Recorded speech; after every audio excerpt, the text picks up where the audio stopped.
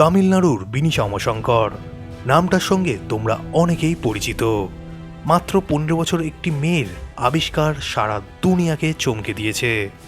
তার বয়স যখন 12 বছর, সেই সময় একদিন স্কুল থেকে বাড়ি ফেরার পথে সে দেখতে পায় এক ব্যক্তি কয়লার আগুনের সাহায্যে জামা কাপড় ইস্ত্রি করছে। সেটি দেখেই তার প্রথমে এয়ার পলিউশনের মতন ব্যাপারের কথা মাথায় আসে, কিন্তু সেই সমস্যার সমাধান কি তা নিয়ে সে সারাদিন রাত্রির ভাবতে শুরু করে। এখন স্বাভাবিকভাবেই কোনো 12 বছরের ছেলেমেয়ের মাথায় অন্যের সমস্যার সমাধানের খেয়াল আসে না।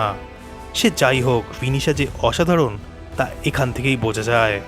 সে আরও লক্ষ্য করে তার বাড়ির আশপাশে বহু মানুষ এই একই উপায়ে জীবিকা নির্বাহ করছে। তার মাথায় আসে সোলার এনার্জির কথা। যেমন ভাবা তেমন কাজ। মাত্র 6 মাসের মধ্যে সে এমন একটি চলমান গাড়ি ডিজাইন করে যার মাথায় লাগানো থাকবে সোলার প্যানেল এবং যেটি সূর্যের আলো থেকে বিদ্যুৎ তৈরি করবে। ন্যাশনাল ইনভেনশন ফাউন্ডেশনে তার এই প্রোটোটাইপটিকে পেটেন্ট করে নেয়। এইভাবে মাত্র 12 বছরের একটি মেয়ের হাত দিয়ে তৈরি হয়ে যায় আয়রন ম্যাক্স।